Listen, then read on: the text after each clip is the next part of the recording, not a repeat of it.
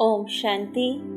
आज परमात्मा के मधुर महावाक्य है कि बेफिक्र बादशाह बनने की युक्तियाँ क्या क्या है।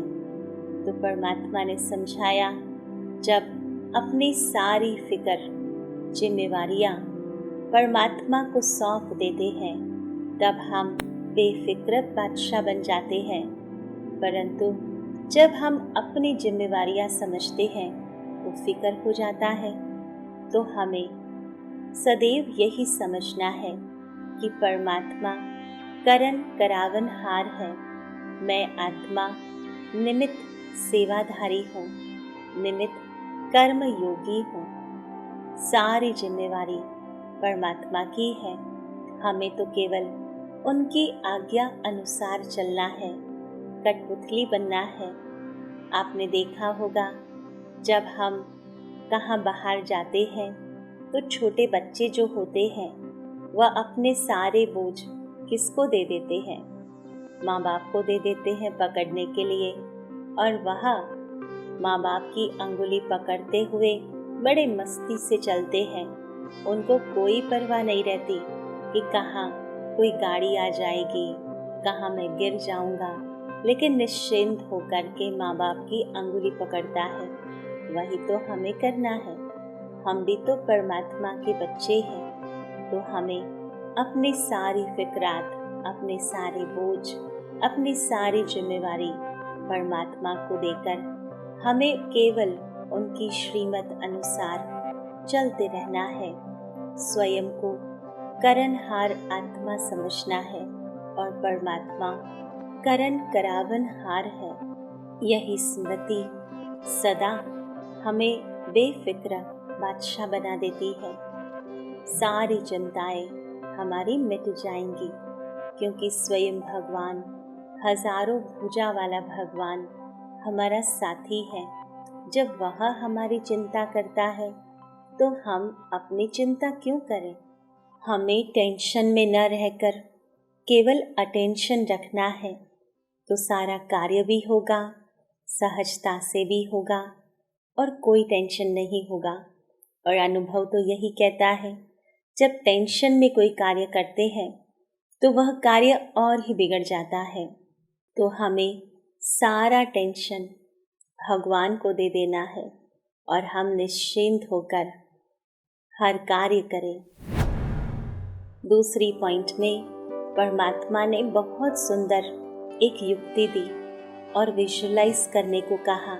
परमात्मा ने कहा कि अपना ही चित्र एक ताज वाला अपने सामने इमर्ज करो कि सिर पर रत्न जड़ित ताज है और इतना शोभावान दिखता है।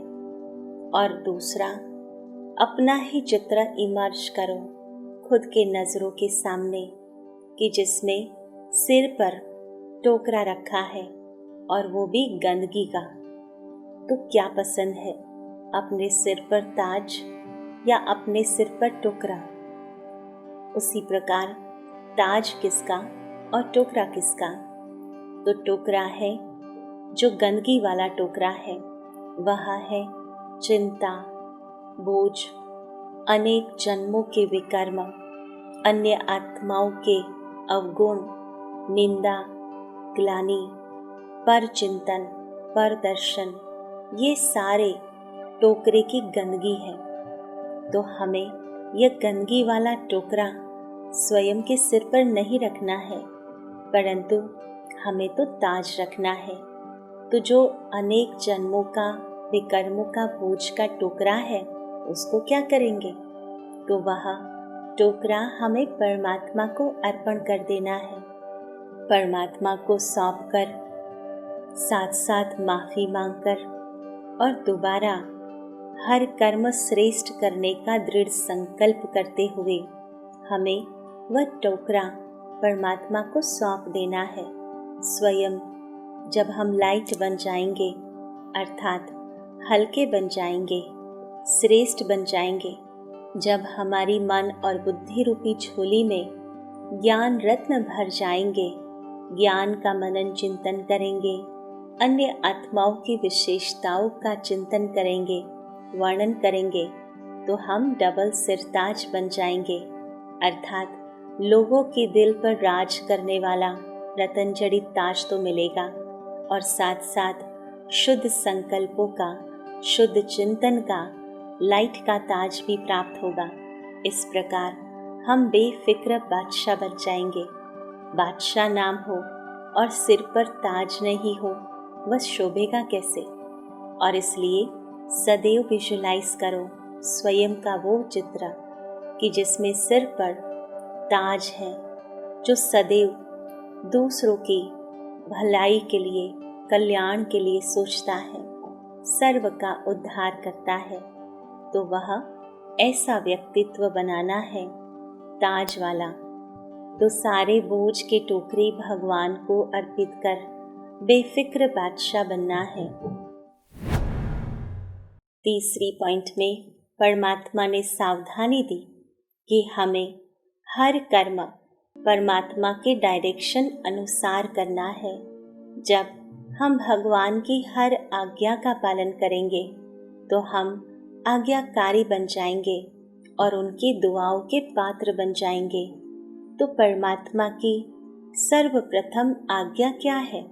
परमात्मा की यह एक मुख्य आज्ञा है कि मुझ एक परमात्मा को याद करो, क्योंकि जिसको हम याद करते हैं उसकी शक्ति हमें प्राप्त होती है, उसकी एनर्जी ट्रांसफ़र होती है।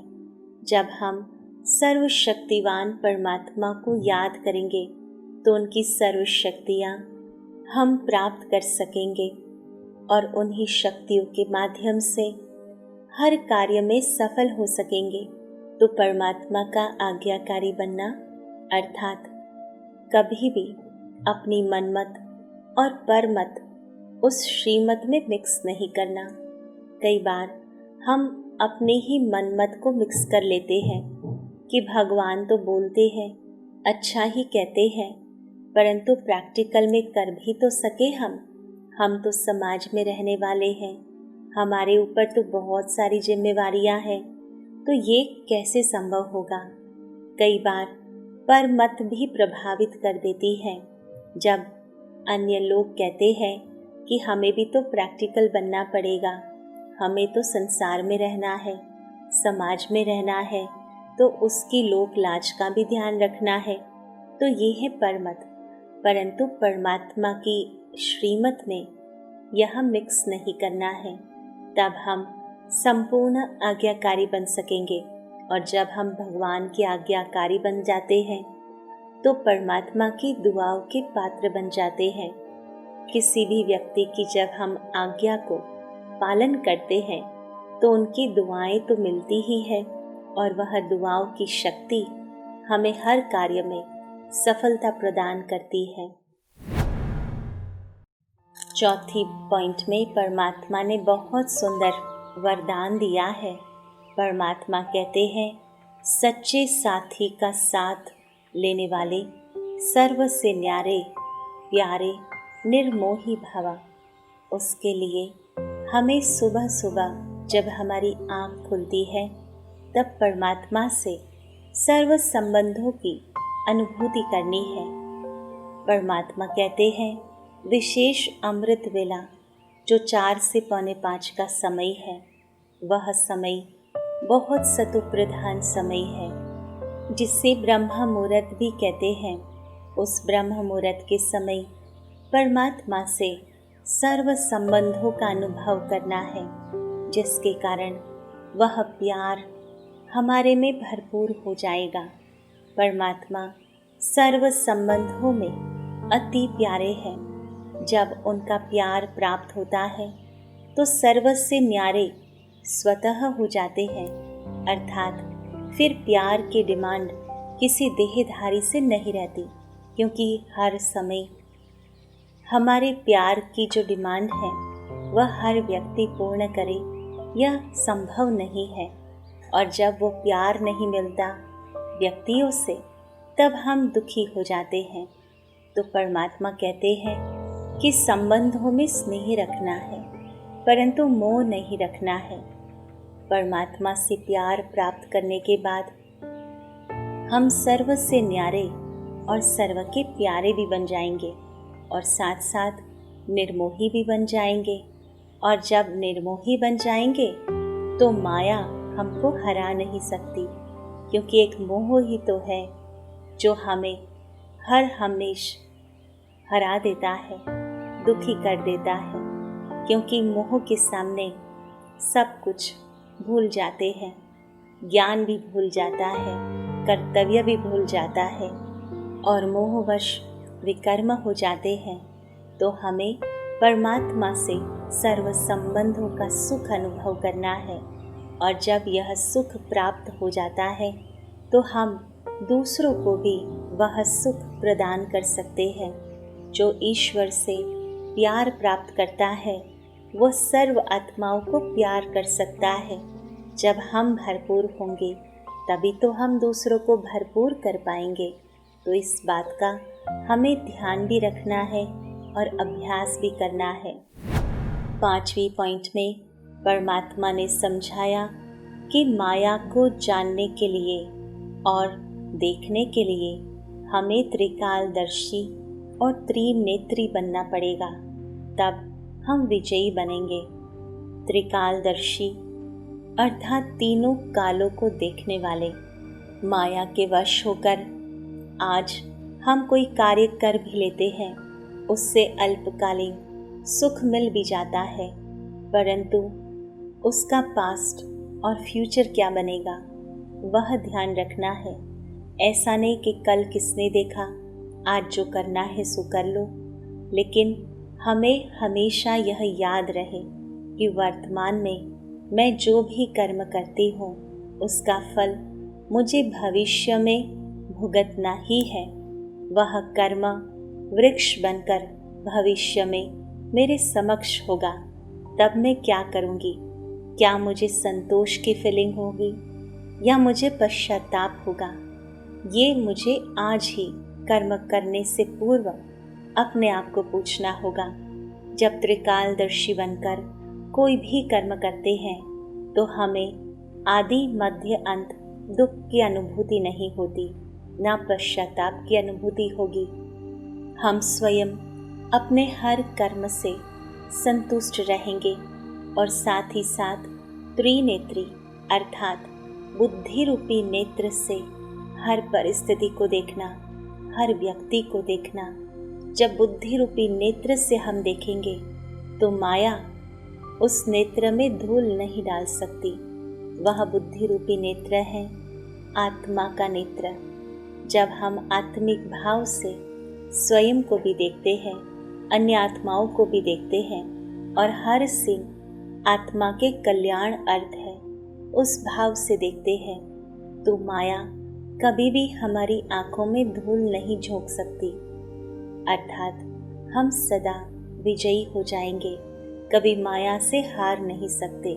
तो सदैव याद रहे कि हमें माया को देखने के लिए, जानने के लिए त्रिकालदर्शी बनना पड़ेगा और त्रिनेत्री बनना पड़ेगा, तब हमारी विजय संभव है। तो इस प्रकार यह 5 बातें आज परमात्मा ने बहुत अच्छे रूप से हम आत्माओं को समझाई।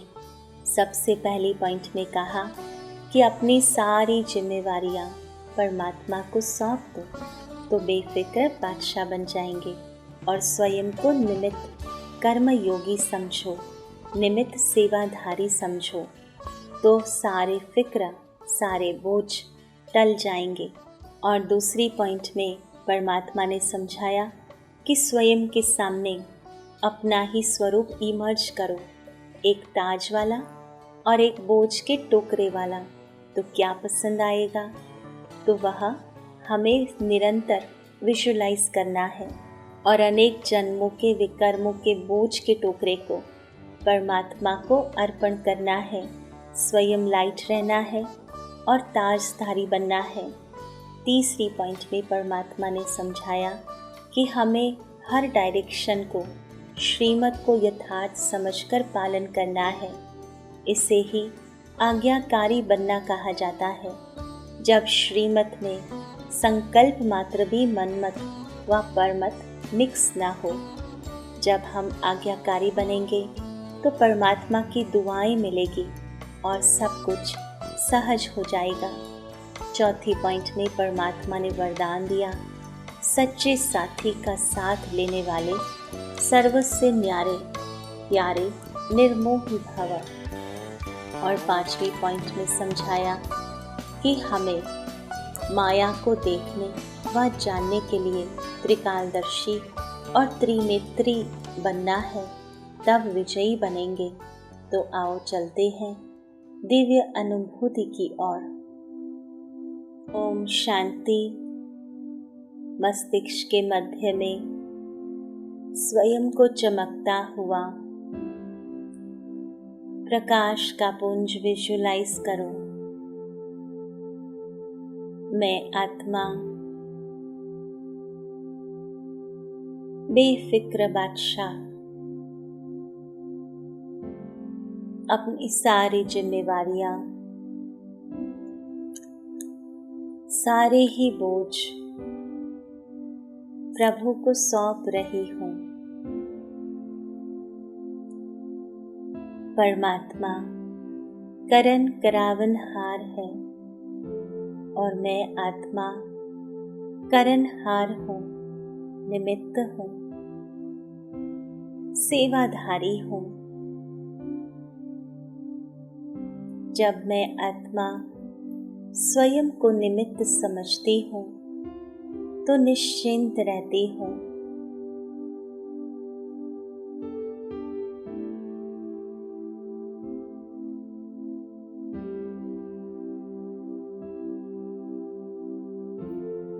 स्वयं का चित्र विजुलाइज करो कि सिर पर सुंदर रत्न जड़ित ताज है, साथ ही साथ पवित्रता का आभा मंडल है। कितना सुंदर यह व्यक्तित्व है।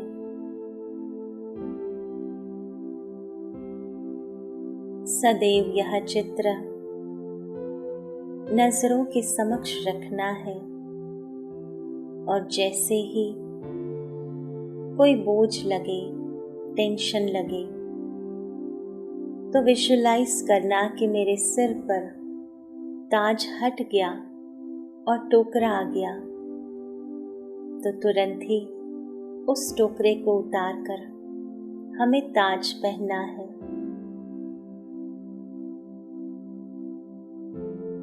जो ताजधारी होते हैं उनको हर बात का अटेंशन रखना पड़ता है, परंतु टेंशन नहीं।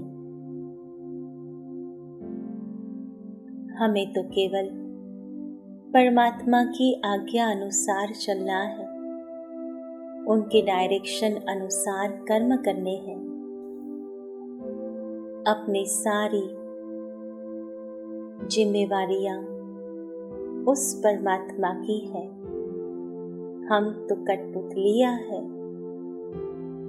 जहां जिस प्रकार वह कर्म का डायरेक्शन दे, हमें तो केवल कर्म करना है।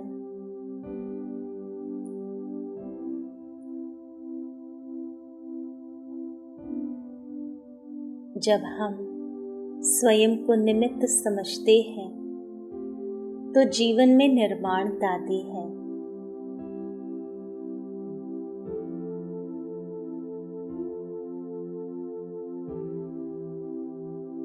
परमात्मा से सर्व संबंधों का सुख, सर्व संबंधों का स्नेह इतना भरपूर कर देता है, जो हम अन्य आत्माओं को भी दान दे सकते हैं, अन्य आत्माओं को भी अनुभूति करा सकते हैं।